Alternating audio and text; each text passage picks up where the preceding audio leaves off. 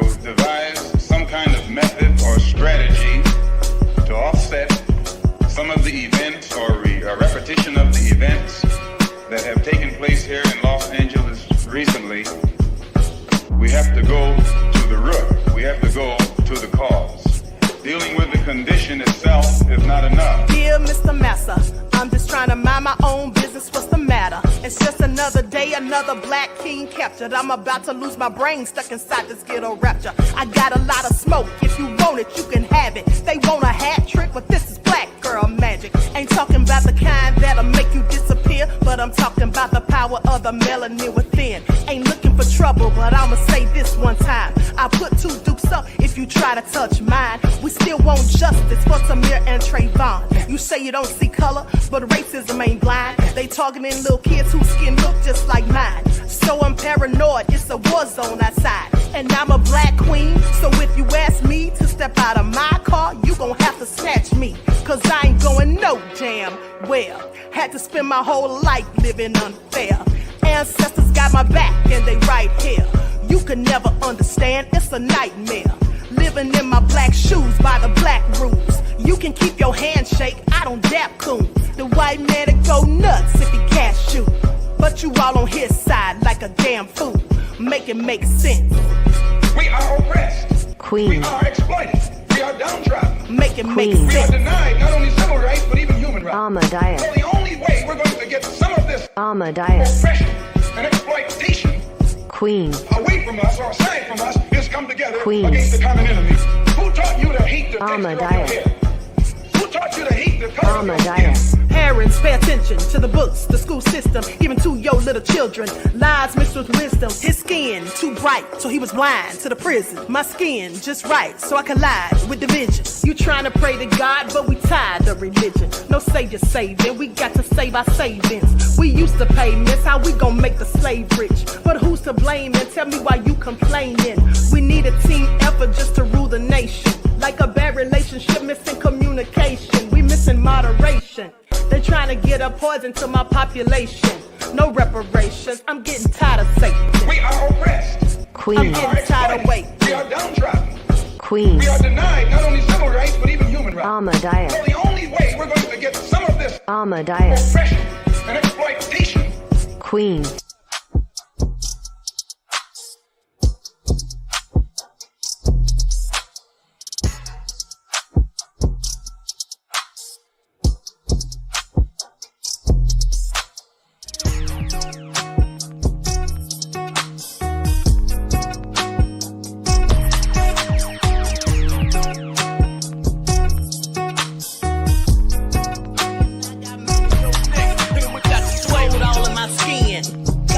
In my blood, kings all in my circle. You touch one of mine and you're done. They show no love for the queen. Why you hating on me? Is it cause I'm free and I got Malcolm X in my jeans? I got dreams like King Luther, shed blood like Kunsa. You ain't helping my people, I ain't got nothing to say to ya. I want all the smoke like hookah. Talking reparations, America won't be great until they give us compensation. I'm like, I'm the hottest right now. See a bunch of lames out here trying to jock on my style. They be doing too much. I'm the queen, it's too easy. It's like they all in Popeyes, how they be talking so greasy. I just sit back and laugh while these haters get madder. So nefarious how they don't want my pockets with cheddar. I tell them they can do better. These snakes in the grass can leave a bite on your ass, cause y'all be trusting too fast. I got my foot on the gas, other one on they necks. Dropping receipts on haters, you better show some respect. I'm never facing regrets, we only facing the threat. This is the sound of every It's a cut on the gas, other one on they necks. Dropping receipts on haters, you better show some respect. I'm never facing regrets, we only facing the threat. Running through every challenge like a relay, break no sweat. It's a cold game, so I got that blanket with me. Now that my people awaken, ain't no going to sleep. I do not play by my piece, this time I'm playing for keeps. You talking slick, but when I see you like them ends, we gon' meet. And I got gold all in my skin, God all in my blood, kings all in my circle. You touch one of mine and you're done. They show no love for the queen, why they hating on on me. Is it cause I'm free and I got Malcolm X in my jeans and I got gold all in my skin, God all in my blood, kings all in my circle? You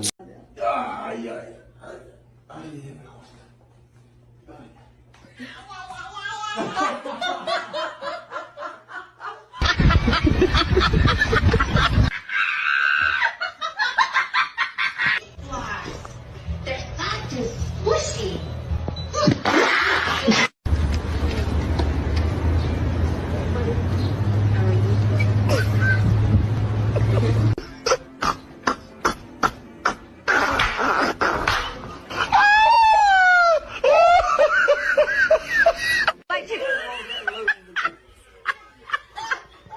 Ladies, I just want y'all to know that this is how y'all be looking. For real.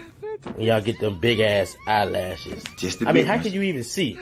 I can't even open my eyes. I can't even see in front of Up in sunny California with the palm trees, me and my G's ride. Candy paint up on a whipping, we be tripping, and you know we high. Hitting corners in a benzo, blowing indo out the window. Blow! Seen a hater on the corner, run up on ya. He's a goner like, nigga, is you okay? Nigga, is you okay? He ain't okay, nigga. Hello, everyone. Grand Rising. Thanks for tuning back in once again to the original Queen Ahmadiyyah Shakur show. I'm your host, Queen Ahmadiyyah Shakur, and this is your morning wake-up call.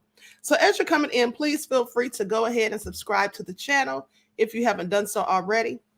Be sure to click that notification bell and click the word all so you're notified each time the Queen Goddess goes live. They were all wrong for those lashes, okay?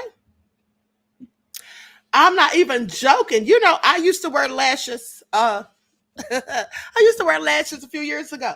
Now, I would hope I didn't wear any that looked like that, but I did wear some one day that made it look like I was almost up here asleep, according to one of my moderators. Okay, so let's get into it. All right, let's get those likes up. Shout out to everyone in the chat. Beatrice, Khalid is here. Above all that drama, Claudette, Darnell, Pretty Wings, Sophie. All right, Nandy, Desmond is here. Shout out to my moderators putting in work. Donna, Trisha, Pearly. All right, About Damn Time is here. Okay. I know some of y'all said that when I got in here. Okay, March Baby is here. All right, let's get into it. Sweet D said, I cannot with them lashes. I can't either, honey.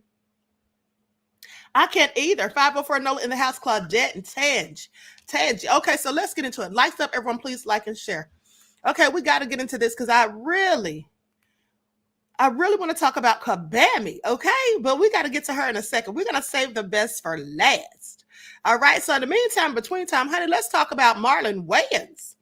Marlon fired back at Vlad. Now, you all remember last week I reported to you how Vlad was talking real greasy about Marlon. And, you know, this is nothing new because I've told you all before how Vlad likes to talk all this trash about people who look like me, and then he likes to bring people who look like me on his show to further talk trash, right? So likes up, everyone, please like and share. And we all know by now that Vlad's nothing but a culture vulture. For those of you who missed the broadcast, hold on, let me just recap and go back to that moment in time last week where he was talking greasy. Likes up, everyone, please like and share. And then we're going to go into, and while I'm at it, I'll go ahead and start it off with a word from my sponsors over at 12 Tribes. All right, let's get into it. Likes up, everyone, please like and share. Sweetie said Vlad needs to be canceled. Honey, I've been telling you all that for years. He absolutely does. And why do some people who look like me continue to go on his show? I just can't get it together. And I want you all to pay attention. I want you all to pay attention to something. I'll get to that in a second. But hold on. Likes up, everyone, please like and share. Hair growth oil and hair magic elixir, unless you want super healthy, gorgeous hair that grows. They have a whole line of amazing hair growth products, including hair growth leave-in conditioner spray, hair growth shampoo, hair growth spray, and hair growth butter. I'm starting to sense a theme here. They include quality natural ingredients. They smell amazing, and you can see the results for yourself. So if you're looking for healthy hair growth for your natural or relaxed hair, try 12 Tribes on Earth today.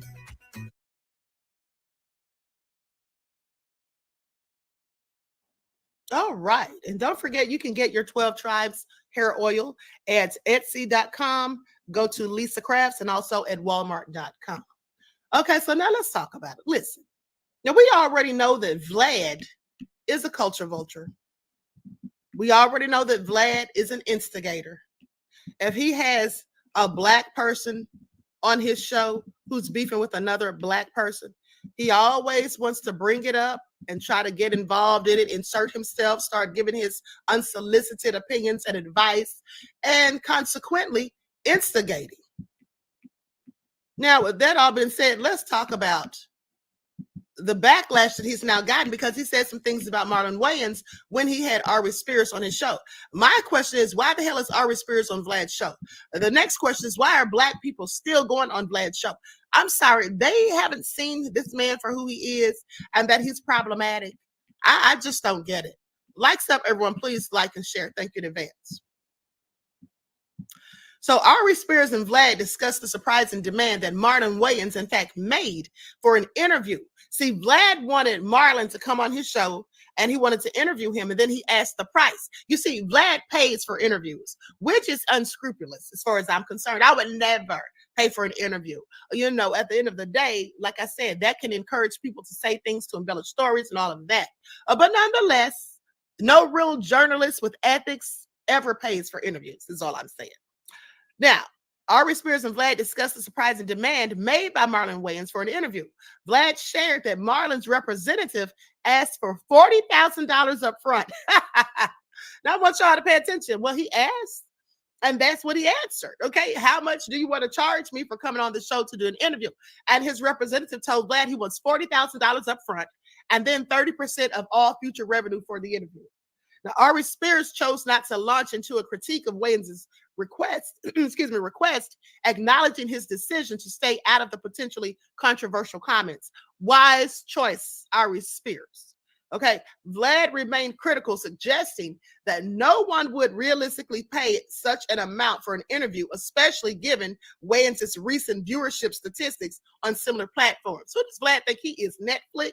Remember how Netflix was saying the same similar thing to Monique? Like they didn't want to give her what she was asking for because they're saying, oh, her stats haven't been up and this, that, and the numbers aren't what they should be and all of this. So comparisons were drawn to more high-profile interviews like Cat Williams on Shannon Sharp's show, which did generate significant earnings, but were rare and exceptional cases. So anyway, let me tell y'all something.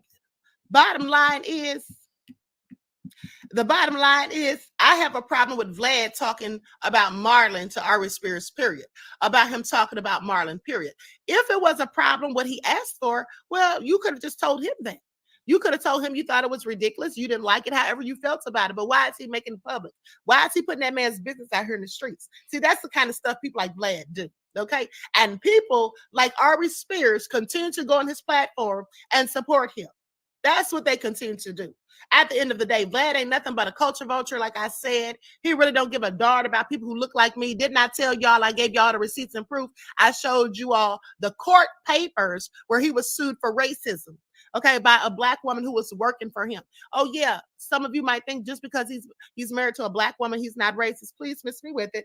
They had a whole lot of racism going on during slavery, did they not? But they still laid up with black women and men. Bore children with them and put them in the fields as well. So that means nothing. But at the end of the day, Queen Sam said FBI informant. Likely. Okay, Mr. Elevation said Vlad is garbage. Okay. So my whole thing is, like I said, what made him think that he could sit there and talk greasy about one black man to another black man? Now, like I said, smartest thing that Ari Spears did was not to comment, not to elaborate on it. Keep your mouth shut. Let him do the talking. That's exactly what I would have done too. Now, I didn't watch the interview because I don't fool with Vlad, but at the end of the day, that's what the reports are saying, that Ari's didn't say anything. So I think that for Marlon to request such a high amount, that was his way of saying, I don't want to come on your show. That was his way of saying he doesn't want to come on the show because he probably knew there's no way Vlad's going to give him $40,000 plus 30% of all revenue after that. He probably knew that wasn't going to happen. And that's his way of being sarcastic and just saying, hey, I don't want to come on your show. Okay? Because what is Marlon going to gain from going on Vlad's show? Marlon doesn't need the clout. Okay? Marlon's family is big time in the comedic industry. All right? They're like top tier. So they opened the doors and paved the roads and ways for other people who came after them. So why would Marlon need to go on Vlad's show? He doesn't need to. He doesn't need Vlad. Vlad needs him. And then Vlad wanted to make a comparison and say, oh, he's no Cat Williams. Well, no, he isn't Cat Williams. He's Marlon Wayans. Okay, but he still has his value and doesn't need you. You need him.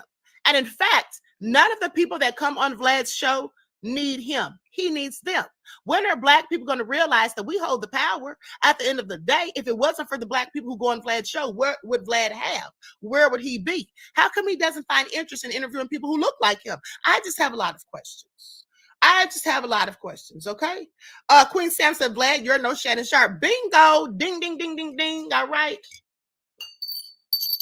Ring the alarm on that. You're absolutely right. Okay? That's a very good point. He is no Shannon Sharp. And speaking of Shannon Sharp, Vlad is such a hater that when Shannon made all of those tens of millions of views off of the Cat Williams interview, Vlad was sitting there trying to count his money, pocket watching, saying that there's no way that he could have made all of that money because he knows how YouTube works. Mind your business and the business that pays you, Vlad. Okay, that's what he should do. At the end of the day, how's he going to count that man's pockets? Okay, as Tim Waltz has said recently, he should have minded his own damn business. Exactly, beloved. Thank you for your insight to the topic and your contribution to the channel. Peace, love, and blessings. Exactly, that's what he should have done.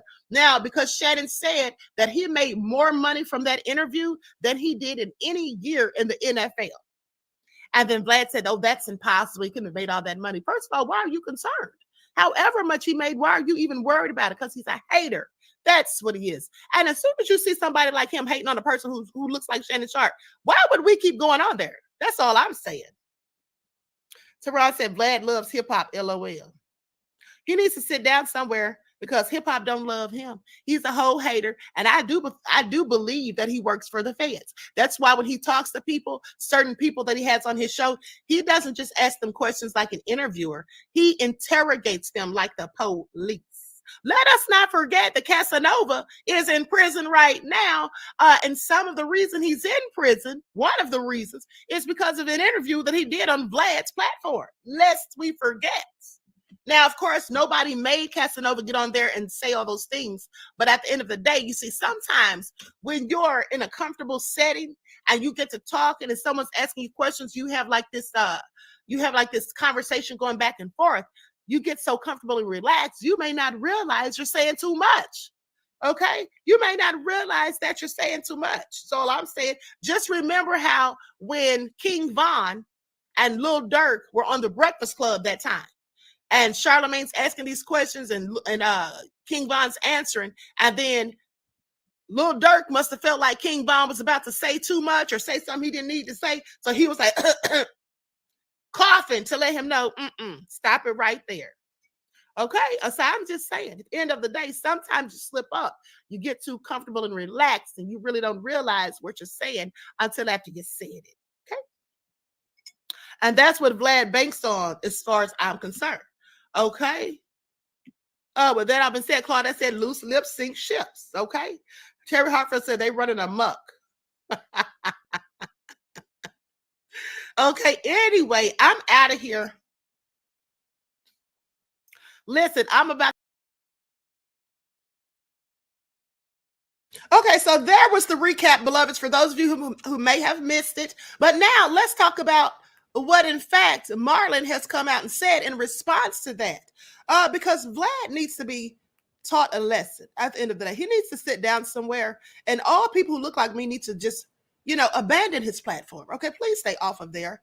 But I guess the raccoons just can't help themselves. Marlon Wayans enlists Not Like Us to end Twitter feud with Vlad. So Marlon Wayans and DJ Vlad were embroiled in a 2-day exchange of barbs on Twitter that ended with fans rallying around the comic. Marlon Wayans has signaled the end of a mild back and forth between he and DJ Vlad. Now, the two men had been at odds on social media for 2 days. His mic drop came Sunday, August the 18th, when he tweeted "Game over" along with Kendrick Lamar's "Not Like Us." Okay, please pay attention. Earlier this morning, Marlon Wayans unleashed a string of tweets clowning the Vlad TV creator for his hair transformation. Not his hair transformation, but let me continue.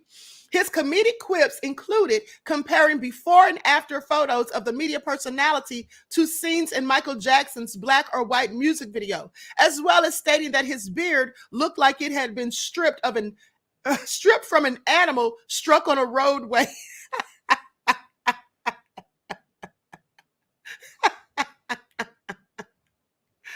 Woo, honey, Marlon is something else, but I digress. But the multi-hyphenate entertainer took his gloves off when he wrote, "See, DJ Vlad, this is the moment you've been begging for. I asked you to leave me alone. Let it go.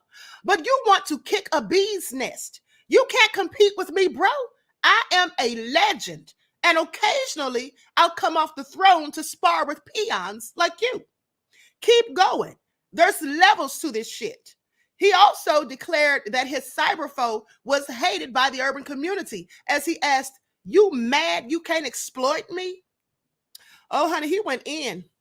Now, the Ukrainian-American businessman was hardly humored by the jabs. His rebuttal included suggesting that Wayans is a member of the LGBTQ plus community and that he take his on-screen talents to the adult content industry. Vlad, please sit down. That is clearly a desperate attempt. Okay? I'm sorry, that was less than lackluster. But let me continue. Now, while the comedy veteran had been letting jokes fly, he noted that Vlad's approach was to exploit blacks and punch down on gays. Now, the New York native has been openly supportive of the community, even revealing that he is the proud father of 2 children, one of whom identifies as transgender. Now, the onset of the exchange of barbs was ignited on Friday, August the 16th, when the comedian's fans caught wind of an interview Vlad did with Mad TV alum Ari Spears. Now, at one point during the conversation, the interviewer disclosed that Wayans would only agree to sit down on the controversial platform if he was paid a $40,000 fee and that he received a 30% of the residential income generated by what likely would have been a lengthy discussion spliced into numerous videos generating endless views. Now, the terms were never agreed on, and the comic has yet to appear on the YouTube channel. When one of the Bel Air actor's supporters tweeted that he should have asked for more, Wayans lightheartedly responded, saying, "See, I tried to tell him I was giving him a deal. Oh, well." From there, Vlad went on to call the respect standout delusional. Anyway, honey, what do you all have to say about this? Because my thing is, first of all, Marlon roasted him for filth. Okay, please pay attention. Right at the end of the day, Marlon told him, "I'm a legend and I sometimes come off my throne to spar with peons." Well, sounds like Marlon has been taking notes from the queen, because that's what I too sometimes do. Mary said, "Why is Vlad still around, honey?" Because we have fools like Ari Spears who still go on there, okay? He continues to go on there, and I don't know why. I guess, the people who go on there, in my opinion, are looking for clout and in desperate need of it, okay? Because at this point, we should all know that Vlad is likely the feds. Okay, now that's my opinion. I can't substantiate it, but I absolutely believe it to be true. But one thing that I do know for a fact is that he's an instigator. Okay, he instigates instances, and he has people come on there, like I said, and asking them about things that is none of his own business. Now, why would you have somebody come on there and then ask them about the person they're beefing with? Okay, and then try to further instigate the situation by putting your own nefarious opinions in it. Okay, that's what he does. But see, the problem is not just that he does that, but he only does it to black folk. When does he ever invite his own people on there? People who look like him and do the same with them. When does he ever bring any of his people on there and interrogate them? Why didn't he bring some of the Orthodox community on there when they had those charges for that fraud about the Section 8 housing and all of that stuff? Why didn't he bring them on there and ask them about that? I'm sure if it had been us, he'd brought us on there and asked us. I just have questions, Vlad. I just have questions. You all remember I reported on that story. It happened out of New Jersey and New York. So, but that's what he doesn't do. Okay, just ask somebody else questions is all I'm saying, other than Black folk. But he can't, because nobody probably wants to listen, because a large portion of his audience is Black people, which is insane to me.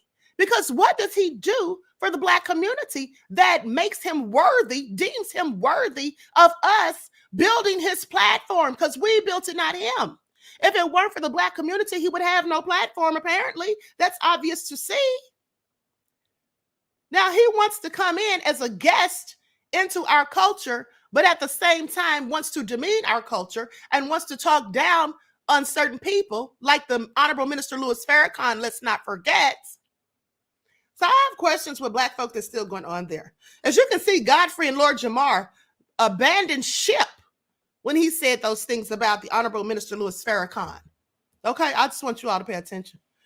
Queen Sarah said, tell Lil Boosie to stop going on there too. Well, you know, I wish he would, but I think the fact that Vlad pays him so much cash that he's just going to continue, because he talked about how much money he made off of there. You know, and that's the thing. Some of them are doing it for the money. Some of them are doing it for the money, and it's really sad and pathetic that he has to pay people to come on his show. No one wants to just come on there and sit down and have a nice conversation with him. He has to pay people to come on there. If you have to dangle a worm in front of people as though they were a fish in the water, what does that tell you about yourself? Just like Marlon said, the urban community doesn't like him. Okay? At the end of the day. So with that all being said, honey, Sheppy had said, now you are a cooking queen. Again, to the heart of the matter, the real criminals behind Vlad's tribe. Yes, it is our own people. Our own people going on his show that is holding him up and uplifting him. Okay, so with that all been said, look at TC Dan. TC Dan says, speaking of cash, if you would like to contribute to the Queen's work, I like how you slid that in, beloved. Okay, I like how you slid that in. All right, Hoodstar says, tell Vlad to interview his people that have all those up. I'm not going to say it. All right, I reported on that too. Okay, so with that all being said, at the end of the day, it just needs to stop. But you know what else needs to stop, beloveds? Do you all know what else needs to stop? A certain person on ScrewTube, and I'll just call them Fake Nancy Drew, needs to stop trying to copy my style. Stop trying to be me. Now, you all know that for the longest, I've been, you know, on here when I do celebrity gossip, I always mix it with pro-Black because that's just who I am. I'm a whole revolutionary, and I just can't help myself. Now, if you go back and look at my old videos, you'll see that I've always been pro-Black and that I've always talked the same way. You'll see that even when I was on Fly Nubian Queen. In fact, that's why I was chosen to go on there. But I'm just saying, I want you all to pay attention because someone sent me a video of Nancy Drew mimicking my talking points. I'm sorry. How many times has she done that? By now, we can't keep track. I've shown you a video of at least 10 different times she did it. Now, the only reason I continue to go in on Nancy Drew is because, like I said, she was hating on the Queen and should have never been saying anything about me. I would not have even known she existed. But with that all being said, they not only sent me a clip of Nancy Drew trying to act like she's a whole Sojourner Truth, but they sent me an old video. Mr. Elevation said, I remember the Fly Nubian Queen days. Okay. Wait a minute, those said tell Wig 2 to quit hating. Okay. Leon said, when you are originally made, they can only copy. I know, right? Regina said 4 years, Queen. That's right, beloved. Okay, so Troy said she is there to interfere with algorithms. Okay, Queen Sam said our Queen Diva is in denim, looking beautiful as usual. Thank you, beloved. All right, Lulu says so do I. So you remember too. So let me just say this. If someone's really pro-Black, here's how you get to the bottom of the fraud. They have always been pro-Black. You don't just wake up one day and start talking about the culture and everything's about the culture and everything's this and that and you're so black, blackity black. You just don't wake up doing that. Now, you all remember months ago, last year, I told you all that Nancy Drew was a Valley girl. Well, now she doesn't talk like a Valley girl anymore. She tries to talk so much street slang and trying to talk so pro-Black. But I just have to play this because y'all sent it to me and y'all are quite messy. But anyway, without further ado, I'm going to play you all a clip from when Nancy Drew was talking about this same story that I just talked about. And hey, Andrea, beloved, Edward is in the house. TC Dan said allegedly, okay. Wavy though said diet wokes. Exactly. I'm going to play a clip of this, and then I'm going to play a video from 3 years ago when she first was on ScrewTube. Go back and look at any of her old videos. She was never talking like this. She was never pro-black. She literally copies everything I do. Remember the day that Desmond came in here and asked me if I had loaned her any of my body oils that I make or my lotions? Because now she's grossing up her chest and all that. I'm sorry, honey. You have to be a whole stalker at this point, okay? You have to be a whole stalker at this point. What is she, single black female? I'm just sorry, honey. Why me? But anyway, hold on. Let's get into it. Pearl said, everyone wants to be us. Hey, the elder Baba Rashawn. Peace to you, beloved. Okay, here we go. Now listen to this. If you were Tisa Tells, you are tired, y'all. The people are coming at the culture again in 2024. We letting them know, no, it ain't going down like that. Who was the latest person that stepped up to the bat? Well, if you're guessing DJ Vlad, you be right, because you know whenever there is black people's business, he is all in the middle of it, telling us what we need to think about our music, telling us what we need to think about our culture, and telling us who's beloved and who isn't. DJ Vlad is a culture vulture, in my opinion. If you listen to other people, maybe they're saying he's a fez. I don't understand why the cuckoos keep going on that show, but hey, it is what it is. One person that says it's going to be what it ain't is more. Now, y'all heard that. She kept talking about the culture, the culture. Okay, I'm sorry. Didn't that sound like the talking points that I just played from my old video from days ago, from last week? But hold on. Now, listen to this. Now, this is her originally. This is who she really is. I just want y'all to pay attention because she's just trying so desperately. Miss Candy said she's the Natalie Nunn of YouTube. Exactly. Nanny said those are your talking points, honey. Let me put it on the screen. Okay, I just want y'all to pay attention, honey. But she had the audacity. Okay, somebody said, woo, child, she's on your heels. Okay, yes, she is such a hater. Honey, be yourself. You could never be the queen, okay? Because you're half and half. I'm black all the way. But let me continue. Hey, what's up, you guys? So, a little late breaking news. So, for those of you guys that like, what is this show? Brigington. I just want to make sure I say his name right. Regine Page. Okay, I butchered it. He is not coming back as the Duke. Apparently what's going on in Bridgerton is there's no bad blood. Apparently what's going on is the fact that each season was supposed to be a different arc and a different book, right? So you're literally chronicling the lives of people around. It was never supposed to be like they're the stars like Grey's Anatomy, and it goes on and on and on.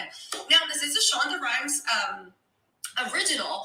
It's the first one for Netflix still after she lost ABC. For those that you guys don't know, she left ABC because even though she was one of the highest producing showrunners for ABC, they wouldn't give her an extra unlimited pass for her family to get in it. Now, y'all heard that. I'm sorry. Say what now? That's how she really sounds in real life, okay?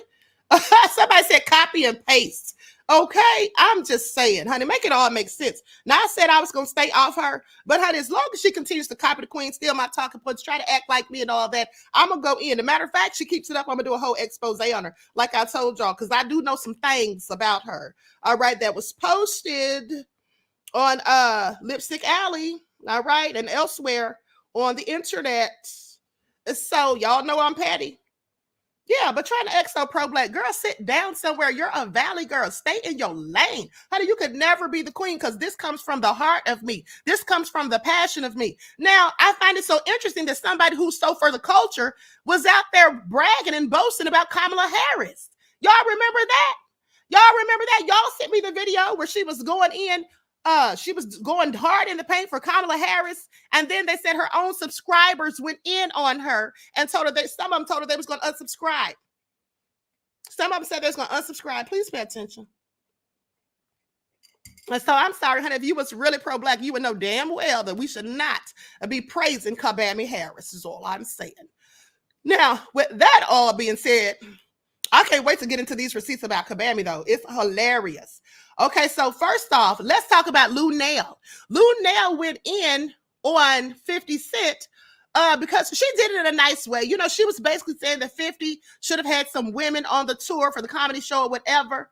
So let's get it. I want to say that the game is still so misogynistic because I just heard about this comedy festival that my dear friend 50 is having, like right now. And I haven't seen the paperwork. I don't know. But from what I have heard, there's not I was on, people I know were on planes flying to where it's taking place. And there were several comedians on the plane, but not one female comic. Not one. Now, this may be mistaken. This is the information I've gotten. And I love 50. I did Power Book, Ghost Book 2.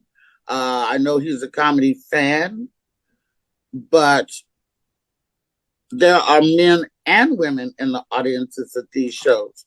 So I think that fair representation only makes sense. Now, other people might argue that there's no females really generating heat right now. I know that I am because of the sellout crowds that I get. However, I was not asked to participate, number one, and I'm booked and busy anyway. I couldn't. Okay, here's the thing. She said that 50 is her dear friend and all of that. If she has a rapport with 50 Cent, which clearly she does, she was on an episode of his show Power. So why didn't she just get on the phone and call him and speak to him personally? You see, that's what I would prefer rather than getting on the line and trying to air me out, no matter how eloquently or nicely you put the words. She could have just called him, in my opinion. Now, here's what 50 had to say about all of this. Now, they say Lunell's comments sparked a response from Fifth, who took to Instagram earlier today to clear things up. Now, according to him, it was not intentional, and he would have liked to include women in the lineup. He claims that he was even interested in booking her, but he figured that her schedule was simply too busy. Saying, proof you can't make everybody happy. This is what he wrote. He said, I love Lunell's work. That's why I had them put her in Ghost. We saw her big ass was booked already. He said we saw her big ass was booked already. So we didn't reach out. You think I didn't want Monique, Samore, or Amy Schumer? They are on fire. What the F? Now, so with that all being said, had she spoken to 50, he could have simply told her that, and that would have been the end of it. But see, sometimes people are just too quick to get emotional and get in their feelings, and Black people specifically.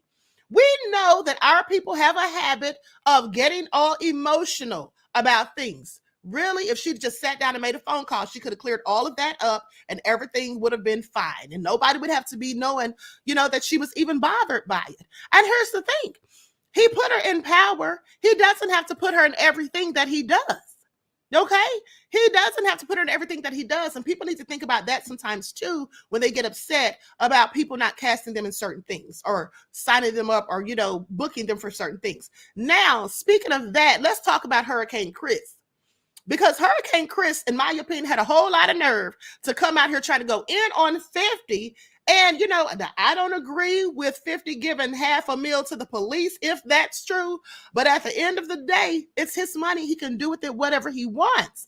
And he can book whomever he wants. It looks like 50's hurting people's feelings out here. Okay, let's get into it. Hip hop, you throw a concert in Louisiana and don't book no Louisiana legends and put no bankroll in no Louisiana legends pocket, but you pay the police $500,000. What type of shit is that? Nigga, you ain't with my city, nigga. You taking advantage of my city, nigga, cause shit cheap and it costs way less than it costs where you from. And y'all stupid, slow, so crazy that y'all gonna let this nigga come down here and not show no love to Louisiana. This nigga ain't booked no Louisiana artists. This nigga didn't even go to Baton Rouge and get no boosies or nothing, no weddies of us. Shreveport had cheap ass land. He came and bought that shit, and the nigga don't give a f about fucking with us. And he just showed you that by paying the police $500,000 when we got young niggas out here starving, when we got young niggas out here killing each other. That money could have went to anything to help the youth. We don't need more money invested into the police, nigga. We need more money invested into the community. We need who know the community, who know the people, who willing to put their feet on the ground to make a difference with their influence. Your money, nigga. We don't care nothing about it, nigga.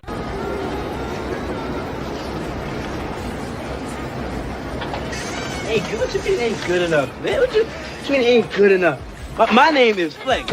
Look, brother, like Gumby. You talking about I ain't good enough? I mean exactly what I said. You need more experience, all right? You need to work on your mixing more. What you mean? What is wrong with my mix? Wait, I know you didn't just snatch that from me. It's my take. I know you What's didn't wrong with snatch my that mix? from me. Look, this is totally sloppy. Only a fool would open up the way you do. Nobody likes the records that you play, all right? It's just completely whack. Face it. Face it. You. Hurricane. If he ain't book no Louisiana artists and Louisiana legends, who the f*** I am there? Okay, you all see how 50 replied, right? You all see how 50 replied. He posted that clip from Juice when Queen Latifah was telling Flex that he just didn't have what it takes. Basically, your music is whack. But now here's the thing. So after Fredo Bang came out and said what he said, basically calling out Hurricane Chris, saying, hey, if he didn't book no Louisiana artist, who the F am I? Well, so Hurricane Chris came out and responded. And here's what he had to say. So according to Hurricane Chris, Fredo Bang doesn't count. That's what he said. He took to the Neighborhood Talks comment section to clear things up earlier. Now, he said he was specifically referring to artists from Shreveport and not from Louisiana as a whole. Was about Shreveport, not whole state, he simply said. So at the end of the day, if it was specifically about Shreveport, you should have said that. Didn't he mention Baton Rouge? Didn't he mention Baton Rouge? Didn't he say Louisiana? He wasn't talking about just Shreveport, even though he did specify Shreveport had cheap land. And so that's why he bought the land or whatever. But at the end of the day, honey, you was talking about Louisiana artists. That's what you said. So don't try to come back now and act like you was just talking about a certain area of Louisiana, because you were proven wrong. Okay. And also, from what I hear, Master P was there. From what I hear, Master P was also there. So now what? I have questions, Hurricane Chris. At the end of the day, Hurricane Chris, why don't you do something in your own city? Why don't you do something for Louisiana? Like, you live there, you've been there. You was on top for a minute. Even had his mother on the track back in the day. And so, you know, if you're not doing anything yourself, how can you be mad because someone else did? So all I'm saying, I find it all nefarious. Okay, I find it all nefarious. Like, hating on 50. 50's getting his coins, honey, and he's helping other people to make theirs. All right? Mr. Elevation said Master P is a legend. Absolutely, especially in Louisiana. Okay, so with that all being said, let's continue. Likes up, everyone, please like and share. Now let's talk about Kabami, honey, because this is all nefarious. Let's talk about it, because let me tell y'all something. Now, to be fair, there is some information to try to clarify that Kabami, in fact, did not send thousands of people to prison for Mary Jane. We'll get into that. But also, I must let you guys know that her Black family has come out and said that she's, in fact, well, they didn't say she's Black, to be honest. They said she's Jamaican. And so I guess they're trying to make us think that she's Black because they're saying she's Jamaican. Now, one of her relatives, they say her family came out, but it was only one person. And what he said, I thought was cute. And it made me laugh. And quite frankly, I was tickled. So I'm going to show it to you all. And you all tell me what y'all think. You all tell me what y'all think, because they are trying so hard to make us accept this woman as being Black. Now, here's the thing. Again, I don't care if she is Black. Whatever she is not the point. It's just the fact that they're using that to try to bully us, Ricky Smiley, trying to force us, D.L. Hughley, trying to, coerce us, Steve Harvey, trying to guilt us, Roland Martin, into voting for this woman because she's Black. That's what they're trying to do. But we've already learned, those of us who are wise, we've already learned, don't do that. We saw how that fared with Obama, okay? So we're not falling for the banana tailpipe again, like I already told you. So let me share my screen so you all can see her relative who says that, yes, she's absolutely, above all that drama, says she's definitely not like us. Exactly, okay? Reese says she's transracial. So let's get into it. Like stuff, everyone, please like and share. This is by what Donald Trump has to say. You know, her mother is an Indian, right? Her father is Jamaican. So she can't just turn black. She has it within her. This is Kamala Harris, and this is me. This is Donald, and I think that's Kamala. This one was taken at her grandmother's home. Very smart. Ask a lot of questions from babyhood. They would ask you things that I didn't even know about. She used to jump off the physical cliffs and so on and play. So this is the community area. We are from Jamaica once more again, and it's Jamaica to the world.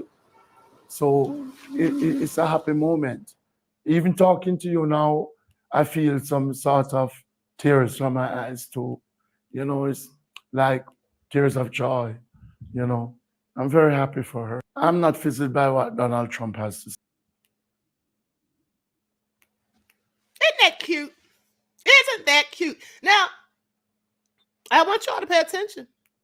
Queen Stan said, did he say she's a jump off? That's what I thought I heard, honey. That's what I thought I heard. Did he just call her a jump off? Because I have questions. I'm sure that's not what he actually said, but that's what it sounded like, right? Okay, Sweet D said her eyes are black. Here's the thing. Now, that was funny to me because who are they trying to convince, us or themselves? I mean, at the end of the day, did they really have to take us on a tour of Jamaica, ride it around? You know what I'm saying? It looked like they were in Kingston, Jamaica at that. But so the funny thing is, sir, we already know and accept that she's Jamaican. But again, that doesn't mean black. That doesn't mean black, because if being Jamaican means you're black, then that would also mean that being South African means you're black. Ask Elon Musk and Charlize Theron if they're black. They're not. Okay, I'm sorry. It's not working. It's not working. Like, they really just be trying it. You know what I'm saying? At the end of the day, it's just a no for me. So with that all being said, honey, let me continue. Because I just have one question. They think we are fools? Do they think we are fools?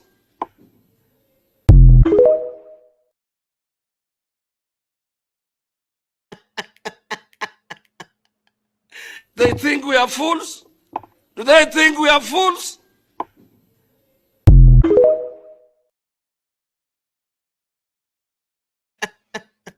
Okay, I have questions. I have questions, beloved ads. Now, with that all being said, now that we cleared that up, I mean, all he did was prove to us what we already knew, that she's Jamaican and Indian and part Irish, as her father said. So anyway, listen to this. Now, you know, I want to be fair to Kamala, and that's why I did tell you guys that I do agree with her stance on the death penalty.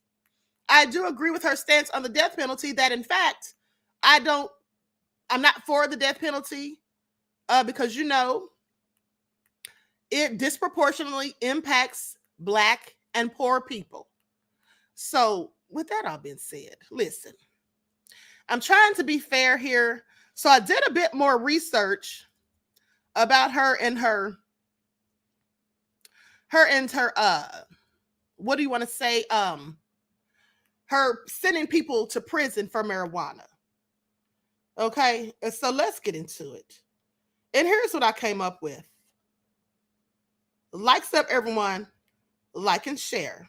Kamala Harris, for years, I've been told, hey, she put thousands of Black men in jail unjustly for marijuana charges. We looked into this claim about VP Kamala Harris and found that it's actually misleading. The number first came from a 2019 Democratic presidential debate where Tulsi Gabbard said she put over 1,500 people in jail for marijuana violations and then laughed about it when she was asked if she ever smoked marijuana. But here's what we found. During Harris's tenure as California's Attorney General from 2011 to 2017, over 1,900 people were admitted to state prisons for marijuana or hashish-related charges. But can Cannabis-related cases in California are prosecuted by district attorneys in individual counties, not attorney generals. Kamala Harris was the district attorney for San Francisco from 2004 to 2011. And during her tenure, she only sentenced 45 people total, not just black people, to state prison for marijuana-related charges, according to Mercury News. So no, Kamala Harris did not send thousands of black men to prison for marijuana charges. So I'm watching TV, and this is Kamala Harris. I guess she's preparing to do her speech. And when I got to this image, hold on. Well, first, I know this guy. I can't think of his name right now, but I know this guy that was like, oh, isn't that nice? But then this image right here made me cry. Like, you know, these are our future, you know, and I get it. We don't know what the future's gonna be like, you know. We don't know, okay? But the fact, one, she is vice president, and these children look to her and say, I can be that one day. I don't know why it touches me so deeply, but it touches my heart, and I'm excited. And then, you know, President Kamala Harris, the children will look to her and say, yes, I can, you know. So I know, sentimental old fart, yes I am, but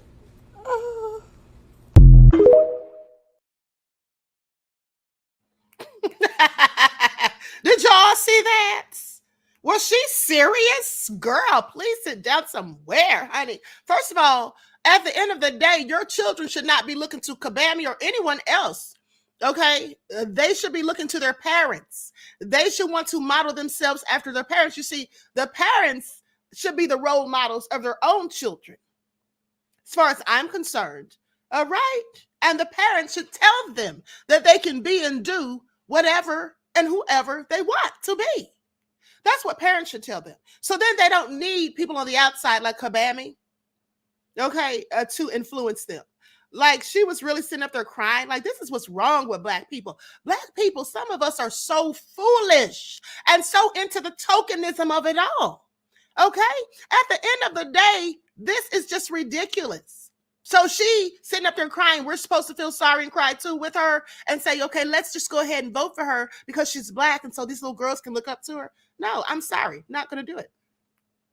Not going to do it. Now, as far as the information about her with the marijuana that the young lady showed the stats for, I want you all to pay attention, because what she said was she spoke about the time that Kamala was the attorney general, right?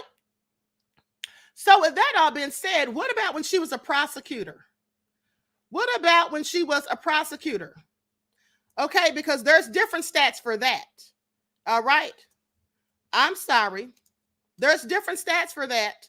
And here's another thing. When in fact, Kamala, when she was talking about she wants to now promote marijuana, you know, she wants to be a someone who speaks for marijuana being legalized and all of that. Remember when she came out saying all of that? She only did that right before she ran for president. Y'all do know that, right? You all do remember that she only started saying that marijuana should be legalized, that people shouldn't be sent to prison for it, when she was running for president the first time. You all don't remember that? And here's the thing. The young lady brought up Tulsi Gabbard and the debate with Kamala, but at the end of the day, did Kamala deny it? You see, because here's the problem I have with all of it. If someone accuses you of something and you didn't do it, wouldn't you in fact say, hold up, let the record reflect that it's not how that went? Wouldn't you speak up for yourself? I'm sorry, but I have questions. Wouldn't you in fact speak up for yourself? But let's continue. There is no progress without opposition. Sometimes the opposition comes from the most unsuspecting places. The devil is evil. He don't fight fair. This thing in life, that's not fair what they saying about me. That's not fair what they doing about me. It wasn't fair how they did Jesus, but they did it anyway. You are not going to get away through this thing called life without opposition. Be careful when you hear something that's laid out to be the truth. And because the person that's telling you what they say is true is speaking eloquently, don't be deceived by that. There are some people who know how to lie so well. They know how to sprinkle in just enough truth and wrap it inside their lies where they got you thinking that somebody telling the truth. You can't be righteous and negative at the same time. Righteous people do righteous things. Godly people do godly things. If a person you are talking to is talking ungodly, stop when they try to tell you they are from God and of God, because that ain't the truth. The voice of God does not have sin in it.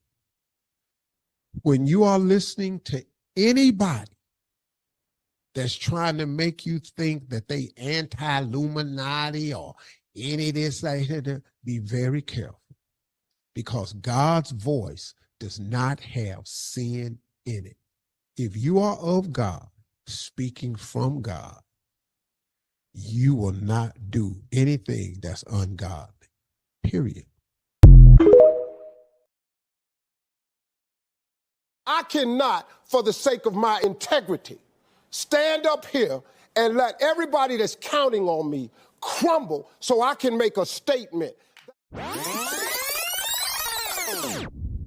So we've got to get to a place where we're unafraid to say it out loud.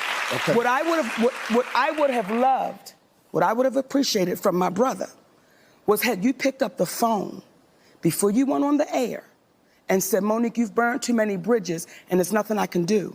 See, I would have appreciated had my brother called me up and said, baby, let's talk. Because you doing that was a part of me being difficult. And what I'm not going to do, Steve, I'm never, ever going to waver from my comedy show on that stage. That's my gift, and that's my freedom. And what happens is when you allow people to start taking your freedom and your gift and making it become what makes them comfortable, we then lose. When you called me with the morning show on the phone, I said to you, Steve, my family is suffering behind this. And y'all know I did nothing wrong. Y'all know my husband did nothing wrong. But none of y'all in real time, was strong enough to go publicly and say, we can't throw our sister under the bus. Because, Mo, listen to me. But if all of y'all said, this is the only issue I have with it, baby, when all of y'all said privately, to include Oprah, all of y'all said privately, I've done nothing wrong. When you tell the truth, you have to deal with the repercussions of the truth. We black out here. We can't come out here and do it any kind of way we want to. Listen to me. Your husband can't be the Sydney that he really is out here. Let me tell you something. That flexing, we got to flex a different way. We out here in a game. This the money game. This ain't the black man's game. This ain't the white man's game. This is the money game. But we in the money game. And you cannot sacrifice yourself. The best thing you can do for poor people is not be one of them. You cannot help them. We're in the money game. But let me tell you what the game is before the money game. Like this. Before the money game, it's called the integrity game. And we've lost the integrity worrying about the money. But Mo, so I can make a statement. Trying to stay on course, so just let me go off this paper for a minute. Before y'all start calling my radio show and DMing me, talking about why you ain't asked no hard-hitting questions, that ain't what this is. I'm throwing a lob. This is an alley-oop for a dunk, because this administration needs to get the word out of what they're actually doing and what they're actually accomplishing, so we can stop all this foolishness about what you're doing for black people. Can't nobody come out with no agenda and call it this for black people and expect to get in the White House. You got to play the game different. Y'all know what this is. So now this next question is another lob for her to dunk. Because they done a lot, man. But we see, I'm on this radio show and I'm hearing all these people talking about, I'm not voting if they not doing nothing for us. Listen to me. If you do not vote, the analytics will show. They know how many women vote, they know the age you are when you vote. If we don't vote, How we gonna ask for something next time? If you ain't got no voting power, you talking about reparations. Ain't nobody finna give you no reparations and you don't vote? Why you think they finna give us some money? No how, man. I hope they do. They owe us. I'll go down there.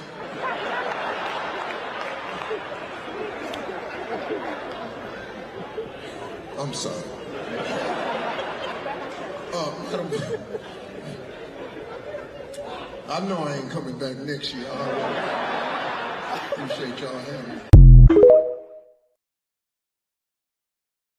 And we had a conversation at the dinner we had, and it was not always, it got contentious, and I had to apologize to you because I had let a media narrative co-opt my perspective, and I think that tends to happen with women and people of color. I think that we oftentimes hear this call, this sirens call that is so it's so mesmerizing that sometimes you believe it. And I had to apologize to you because you were a prosecutor. I grew up in California.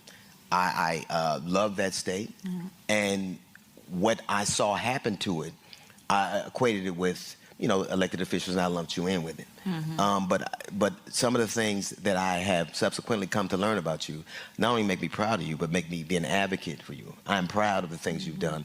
I'm proud of what you're trying to do for this country, this administration is trying to do for this country. And I can say in front of them, I'm sorry that I ever let somebody tell me what I should have known from the beginning. And I'll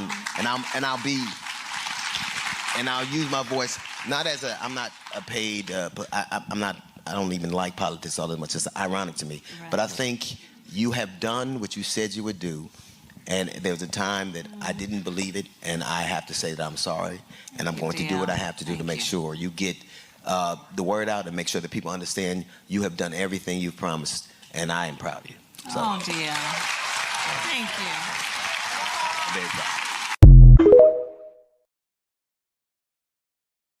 Why does saying things like Black Lives Matter or having a black vice president or even a black president, why does that instill such anger? Because it reminds them of how they have acted and how we have survived. Now, I can tell you right now that some of the things Kamala Harris did as the Attorney General, even though I voted for her in California, I've had a problem with.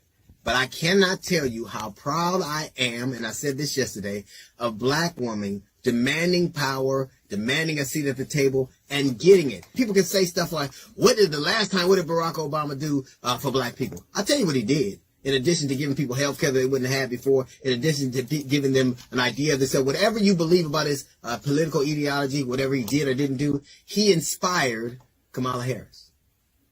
So he begot her. And imagine what she will do to young black women and young black boys.